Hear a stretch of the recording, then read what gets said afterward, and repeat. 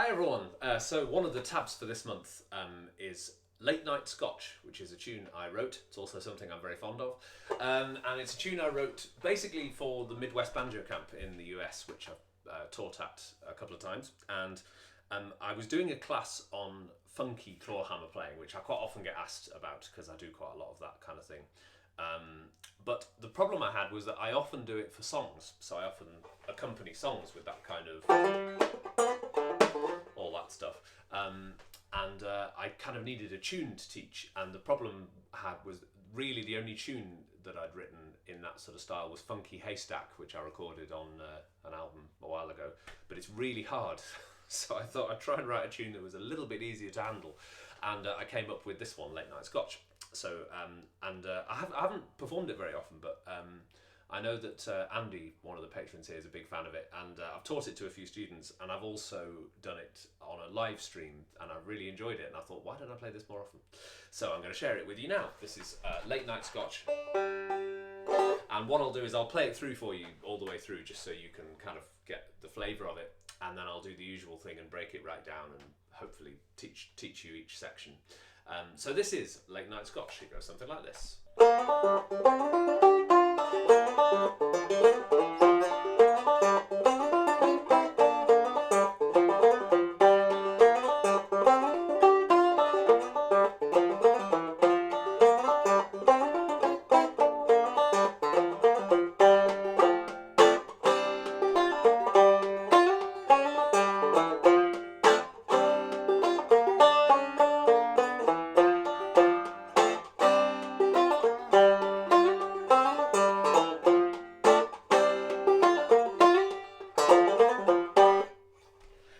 So that's Night Scotch. So let me talk you through the tune.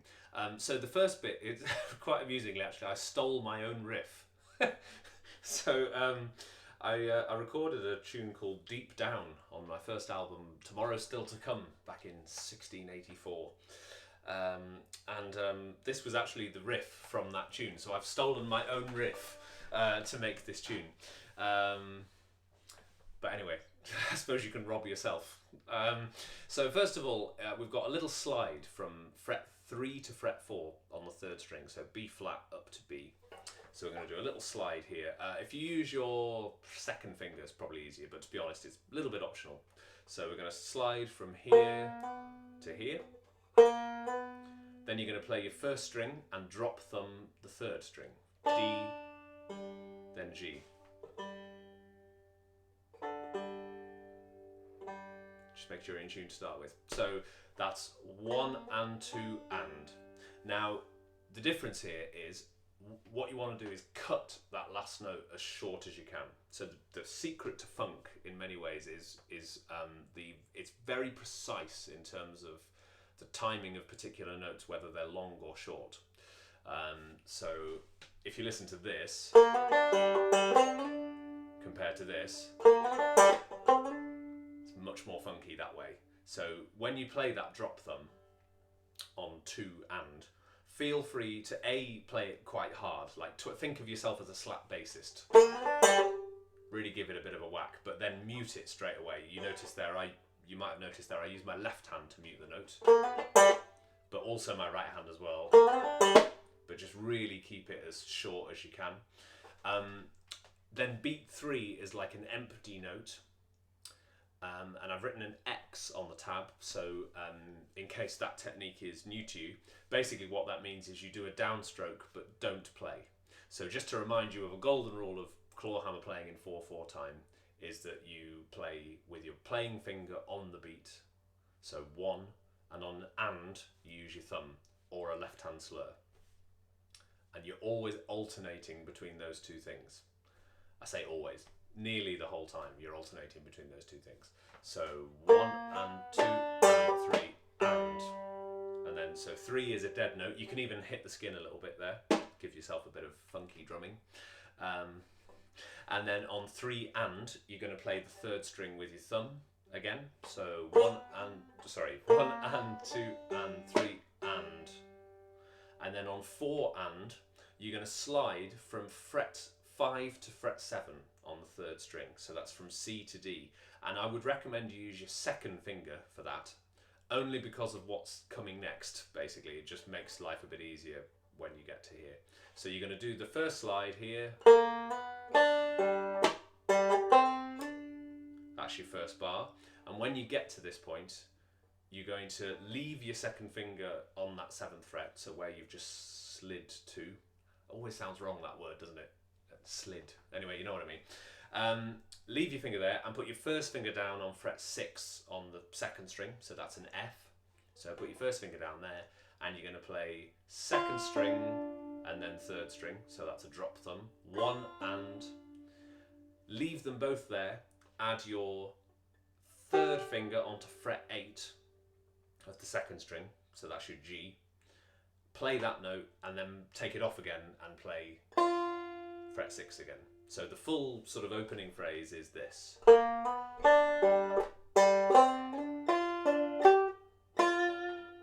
And on that note, do wiggle your finger. So this is what's technically called vibrato, but basically, yeah, just real load of accent in that note. Feel free to bend the string a little bit, make it as funky as you can. Wiggle your finger a lot on there. That makes for a great sound. So that's the first phrase of the tune, and then we're going to go into the second phrase, and what we'll do is at the end of this second bar you're going to play your 5th string on the very last quaver of the bar. So in other words, you're going to go 1 and 2 and 3 and 4 and 1 and 2 and 3 and 4 and. So again, on beat 4 you're going to do a downstroke into nothing, and then you're going to play your thumb on the 5th string on the very last quaver of the bar. So that's the first 2 bars covered. Next phrase starts exactly the same way. So we're going to do those first 4 notes again. That's like your sort of question phrase throughout the whole of the tune, really. So that's the beginning of bar 3. Once again, you're going to play that 3rd string, keep it short on 2 and leave beat 3 blank, if you like. 1 and 2 and 3. Then and is your 4th string this time, so you're going to play the 4th string with your thumb, and then you're going to play F, then G. And the way that I do this is I play my F here, so that's the 3rd fret of the 4th string, and then using a spare finger I pull off the 3rd string on the and. So that's an off string pull off. There's lots of videos guiding you through how to do off string pull offs, but that's basically the gist. Is yeah, we're going to do that. Then into bar 4 we're going to do a little kind of quick slide. So again, you might have heard me talk about these before, but a quick slide is basically where instead of a slide that is 2 separate quavers, 1 and, this is effectively 1 note. So you're going to do the slide as you hit the string. So your melody note is fret 4, which is your B natural, but you're going to slide from a B flat, which is your 3rd fret. So that's beat 1 of bar 4. Then you're going to do a pull off to G for 1 and. Then 2 is an E, which is fret 2 on the 4th string, and then you're going to go 1 fret up for beat 3, which is an F. So the whole of that second phrase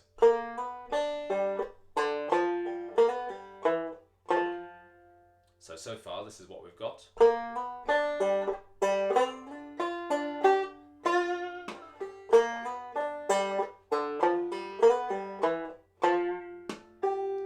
Same thing again, just use your thumb on the very last quaver of the bar. Then we've got the 3rd phrase, which unfortunately isn't exactly the same as the first phrase, as these tunes often are. So you're going to play, that's the same, and then you're also going to do the same slide that you did at the end of bar 1. So in fact, a simple way of putting it, bar 5 is the same as bar 1. So you're still going to do that. Bar 6, you're still going to do this as well. So if you remember, you had fret 6 on there on the 2nd string and fret 7 on the 3rd string. So you're still going to play those 2 notes. But this is where it changes. Instead of going, we're going to go. So what that is if you do a sort of bar at fret 6, but only play strings 2 and 3, it's really important because you don't want your G sharp because it'll clash horribly. So you just want strings 2 and 3. So you're going to play strings 2 and 3, move your finger down to fret 5, do the same thing, down to fret 3, do the same thing, and that's just on squarely on the beat. So you get this, bars 5 and 6 together.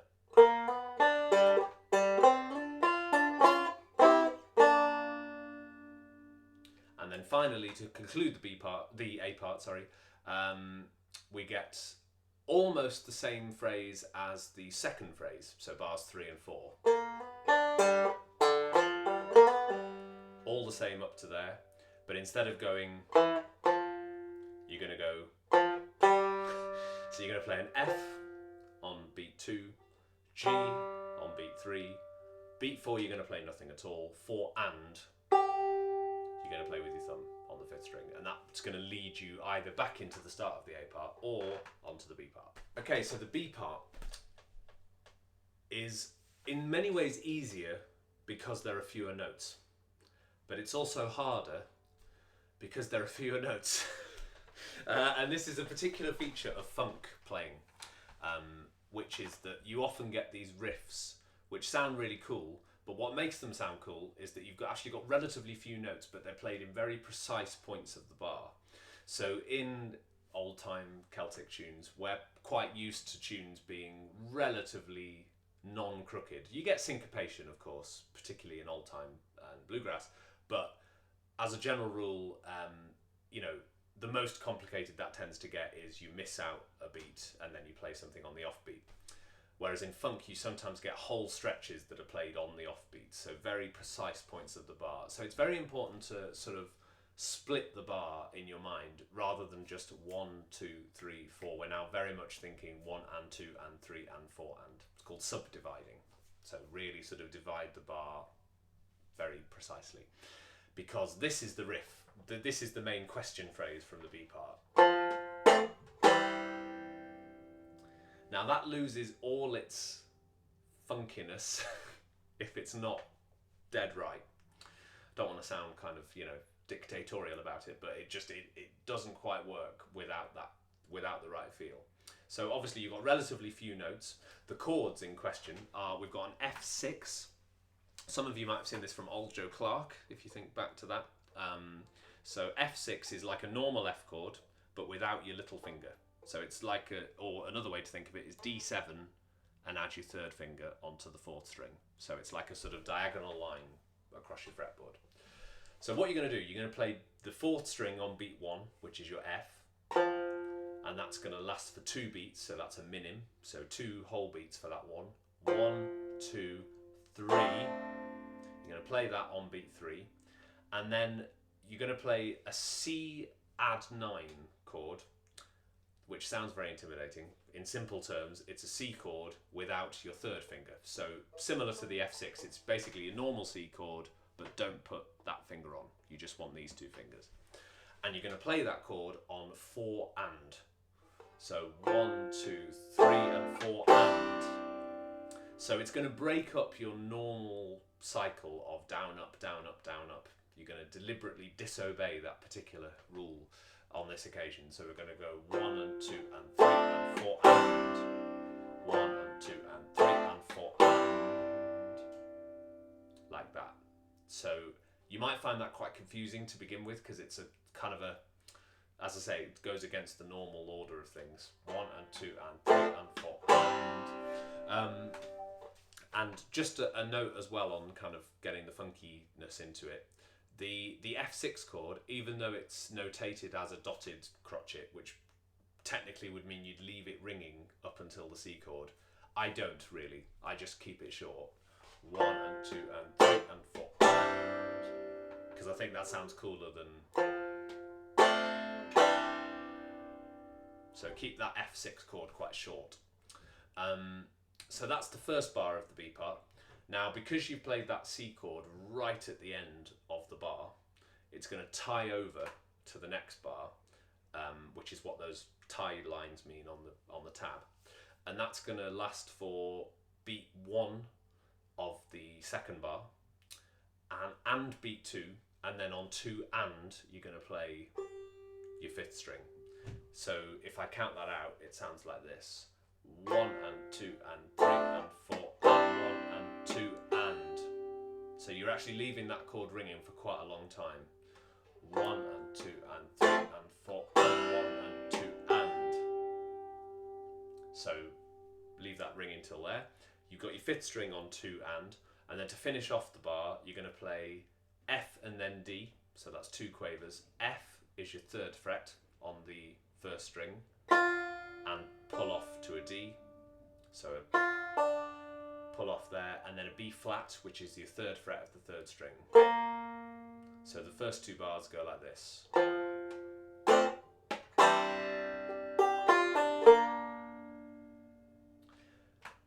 And that leads you on to bar 3, which starts with a G,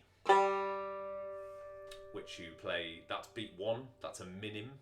So a minim lasts for 2 beats, so that takes you beats 1 and 2. Then on beat 3, you're going to play fret 3, which is your F on the 1st string, and slide it up to G at the 5th fret. 1 and 2 and 3 and leave it ringing for the rest of the bar. So far we've got this: 1 and 2 and 3 and 4 and 1 and 2 and 3 and 4 and 1 and 2 and 3 and 4 and that's the whole of that bit. Bar 12, so this is the 3rd line. Again, we're going to have quite a bit of syncopation, so we're going to go C to D, slide on the 2nd string, so frets 1 to 3, 1 and, leave that ringing on beat 2, and on 2 and, I've notated this as an M note, so middle finger or index finger, if you prefer to use your index finger. Either way, totally fine. So you're going to play, you're actually going to play that note with your finger, even though it falls on 2 and, which usually would be your thumb. I just prefer the feel of the kind of attack of your finger and the sort of slightly jarring feel of playing with your finger at that point. So you go to 1 and 2 and 3 and like that. That note's going to last you until beat 3. 3 and you're going to play the 4th string with your thumb, and finally on beat 4 you're going to play an E, which is fret 2. So that whole bar, 1 and 2 and 3 and 4, 1 and 2 and 3 and 4. So this is what we've got so far.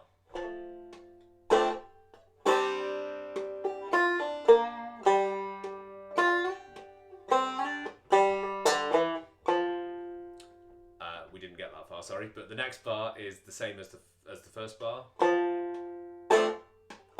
Next bar is the same as well.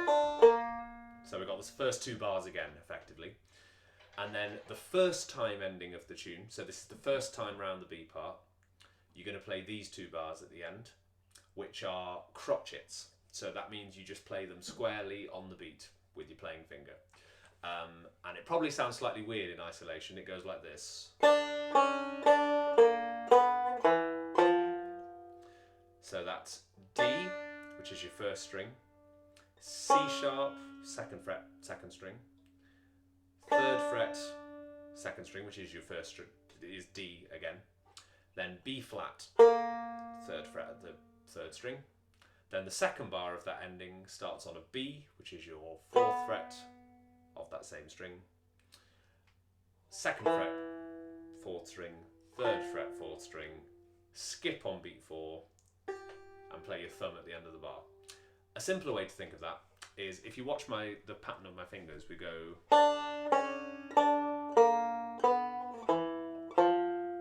So open 1st string, then 2, 3, 3, 4, 2, 3. So.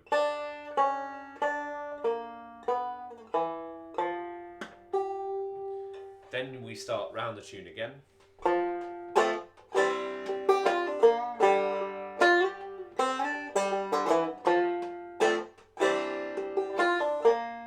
And then the 2nd time ending, we're going to do this. We're going to slide from fret 3 to fret 5. So that's 1 and.